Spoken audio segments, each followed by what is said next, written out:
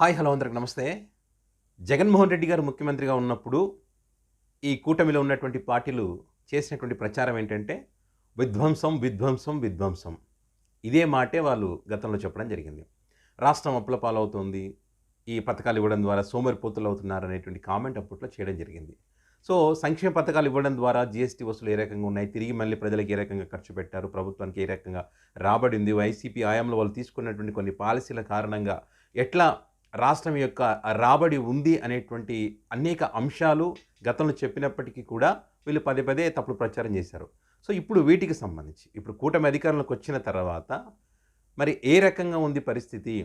అంటే మనం ఇప్పుడు ఏదో వాళ్ళ మాదిరిగా ఎక్సెల్ షీట్‌లో అన్ని లెక్కలు రాసి చెప్పడం గాదు. వాళ్ళు ఇచ్చినటువంటి కాగ్ రిపోర్ట్ ఇచ్చినటువంటి ఒక రిపోర్ట్ 2024, 25 సంవత్సరాల కాలానికంటే చంద్రబాబు నాయుడు గారు ముఖ్యమంత్రిగా పాలన అందిస్తున్నటువంటి వాటికి సంబంధించి మరి ఏ రకంగా వీళ్ళు అప్పులు చేస్తా ఉన్నారు, ఏ రకంగా ఉంది పరిస్థితి అనే అంశాలకు మీకు చెప్పేటువంటి ప్రయత్నం చేస్తాను. జగన్ గారి హయాంలో కరోనా, కరోనా ఉంది. అంటే ఒక సంక్షోభం అనుకోవాలి మనం. సో, ఆ టైంలో ప్రజలు బయటికి వెళ్ళేటువంటి పరిస్థితి లేదు. సో, వాళ్ళు ఏదన్నా వాళ్ళ కుటుంబం గడవడానికి కూడా ఇబ్బందులు పడినటువంటి పరిస్థితుల్లో వాళ్ళకు ఆర్థికంగా సహాయం చేసినటువంటి వ్యక్తి జగన్ గారు ముఖ్యమంత్రిగా. సో, అదేవిధంగా ఏదైతే సంక్షేమ పథకాలు హామీ ఇచ్చారో నవరత్నాలని, ఆ పథకాలన్నింటిని కూడా అమలు చేసినటువంటి పరిస్థితి అప్పుడు. జగన్ గారు ఇచ్చినటువంటి మాట కోసం. అప్పుడు రాష్ట్రానికి సంబంధించి ఆదాయం లేదు. అయినా కూడా కరోనా టైంలో 10.04% వృద్ధి రేటు సాధించి వాళ్ళకి ఆర్థికంగా సాయం చేసి ఆదుకున్నటువంటి పరిస్థితి. అప్పుడు అప్పులు చేసినా కూడా రాష్ట్రం అంటే ఏదైనా కూడా నిబంధనలకు లోబడి అప్పులు చేస్తారు. వాటిని క్రాస్ చేయడానికి ఛాన్స్ లేదు. సో, ఆ రకంగా వాళ్ళు అప్పులు చేసి మరి ప్రజలను ఆదుకున్న పరిస్థితి జగన్. అయితే వీళ్ళేమంటారు దాన్ని విధ్వంసం, విధ్వంసం, విధ్వంసం అంటారు. ఆ విధ్వంసానికి సంబంధించి ఇప్పుడు మేము అధికారంలోకి వచ్చిన తర్వాత దాన్ని గాడిలో పెడుతున్నాం. జగన్ గారు విధ్వంసం చేసిన దాన్ని గాడిలో పెడుతున్నామని వీళ్ళు చెప్తా ఉన్నారు. అప్పుడు జగన్ గారు ఒక్కరే ముఖ్యమంత్రిగా అంటే ఏ పార్టీతో పొత్తు లేకుండా ఒంటరిగా పోటీ చేసి గెలిచారు. ఇప్పుడు వీళ్ళు ముగ్గురు కేంద్రంలో కూడా బీజేపీ పార్టీ అంటే ఇంకా కేంద్రం నుంచి ఏమైనా ఆర్థిక సాయం కావాలని కూడా తీసుకునేటువంటి అవకాశాలు ఉన్నాయి. సో, పైగా చంద్రబాబు నాయుడు గారు విజనరీ కలిగినటువంటి నాయకుడు. మరి దేశంలో గానీ, ప్రపంచంలో గానీ ఏదైనా సలహాలు, సూచనలు గానీ, ఏదైనా ఒక వస్తువు కనిపెట్టాలంటే గానీ, ఖచ్చితంగా చంద్రబాబు నాయుడు గారే కనిపెడతారు. కొన్ని సలహాలు, సూచనలు కూడా ఈయన ఇస్తారనేటువంటి ఒక అభిప్రాయం వాళ్ళలో ఉంది. అంటే చంద్రబాబు నాయుడు గారు కంప్లీట్‌గా ఏం చేయరా అంటే చేశారు. చేయలేదని మనం ఏం చెప్పట్లేదు ఇక్కడ. అయితే చంద్రబాబు నాయుడు గారు, జగన్మోహన్ రెడ్డి గారు రాజకీయాలకు రాకముందు వరకు వేరు, జగన్ గారు రాజకీయాలకు వచ్చిన తర్వాత వేరు. మరి దానికి కారణాలు ఏంటో ఏదో చాలామంది రకరకాలుగా అనుకుంటారు కానీ మరి మార్పైతే కనిపిస్తుంది. అప్పుడు అంతకుముందు ఉన్నటువంటి పాలనా దక్షత అదన్నీ కూడా జగన్ గారు వచ్చిన తర్వాత మర్చిపోయారాయన. చేయలేకపోతున్నారు.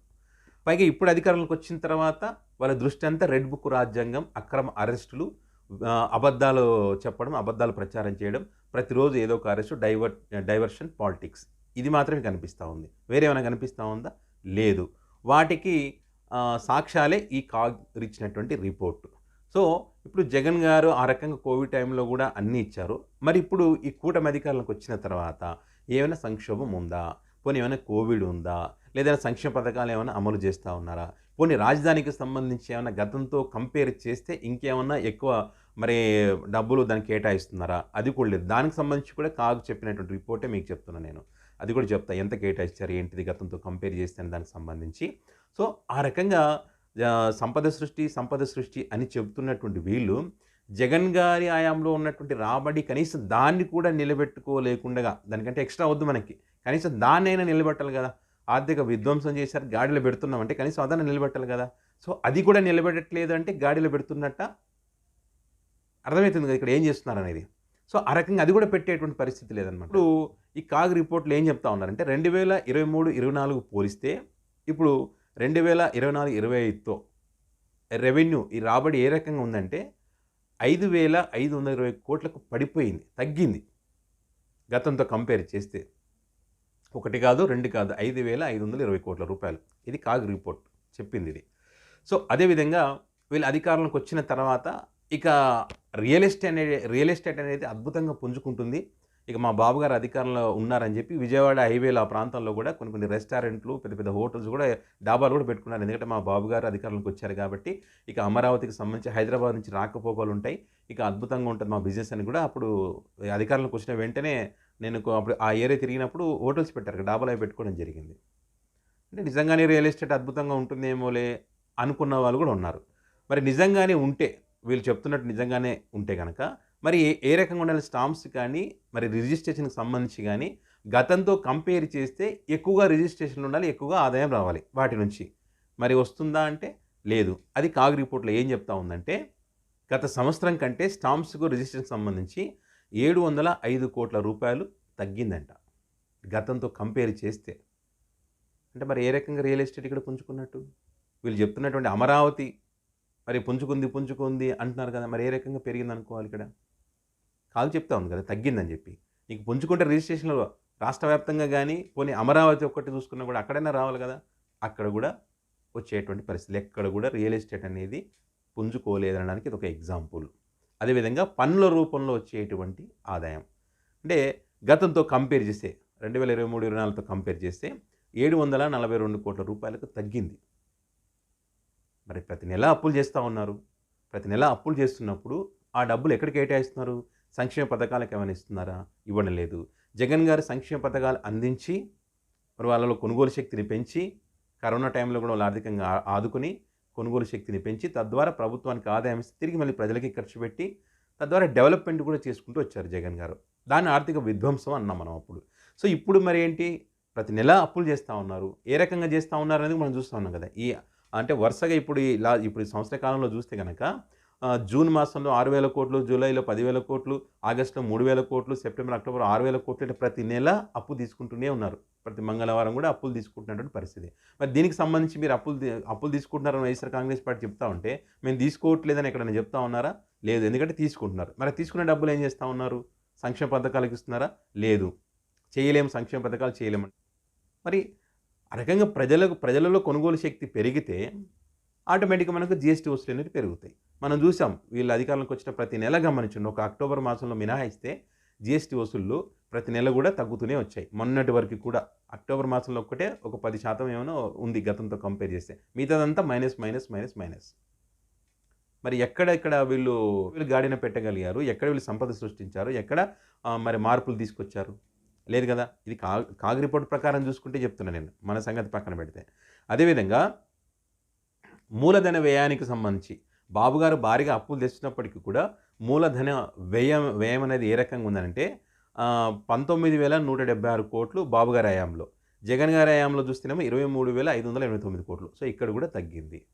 ఇక కేంద్ర గ్రాంట్లు గత సంవత్సరంలో చూస్తే 14,523,00,00,000 ఉంటే, ఇప్పుడు వీళ్ళు అప్పులు చేస్తూ ఈ ఆస్తుల కల్పన సృష్టిస్తామని చెప్పి వీటన్నిటి ఖర్చు పెడతామని చెప్పి సూపర్ 6 అని ఇవన్నీ చెప్పినప్పటికి ఏమీ చేయట్లేదు.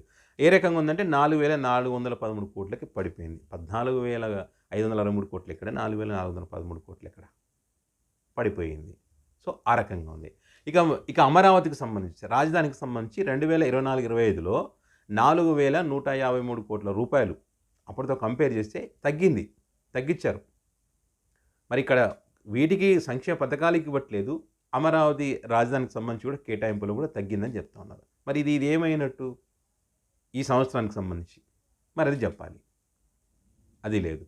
సో, ఇట్లా ఈ సంవత్సర కాలంలో చంద్రబాబు నాయుడు గారు హయాంలో రెవెన్యూ లోటు వచ్చేసి 33,185,00,00,000, ద్రవ్య లోటు వచ్చేసి 79,923,00,00,000 కాగ్ రిపోర్ట్ ఇచ్చింది. దీన్ని కడిగి పారేశారు అంటారు ఈ రకంగా. ఎందుకంటే వాళ్ళు చెప్తున్నటువంటి మాటలకి, ఈ కాగ్ ఇచ్చినటువంటి రిపోర్ట్‌కి ఎక్కడ కూడా సంబంధం లేదు. జగన్ గారి అప్పులు అని చెప్తున్నప్పటికీ కూడా జగన్ గారు అప్పులు చేసి ఉంటే, జగన్ గారు హయాంలో తగ్గి ఉందని వీళ్ళు ఏదైతే చెప్పారో, రాబడి లేదు, రెవెన్యూ లోటు, ద్రవ్య లోటు ఇవన్నీ ఏదైతే చెప్పారో, కనీసం దాంతో కంపేర్ చేస్తే వీళ్ళు ఎక్కువగా పెంచకపోయినా దాన్ని నిలబెట్టేటువంటి ప్రయత్నం ఏమైనా చేశారా అంటే అది లేదు. జీఎస్టీ వసూలు ఏమైనా పెంచారంటే అది లేదు. సంక్షేమ పథకాలు ఏమైనా ఇచ్చారంటే అది లేదు. రాజధాని నిర్మాణం కోసం ఇంకా గతంతో కంపేర్ ఎక్కువ ఇచ్చారంటే అది లేదు. మరి ఏం చేసినట్టు? ఎవరికీ అర్థం కాదు. సో, ఇట్లా రాష్ట్రం తిరోగమనంలో పయనం చేస్తుందని చెప్పి కాగ్ రిపోర్ట్ అనేక అంశాలను ప్రస్తావించడం జరిగింది.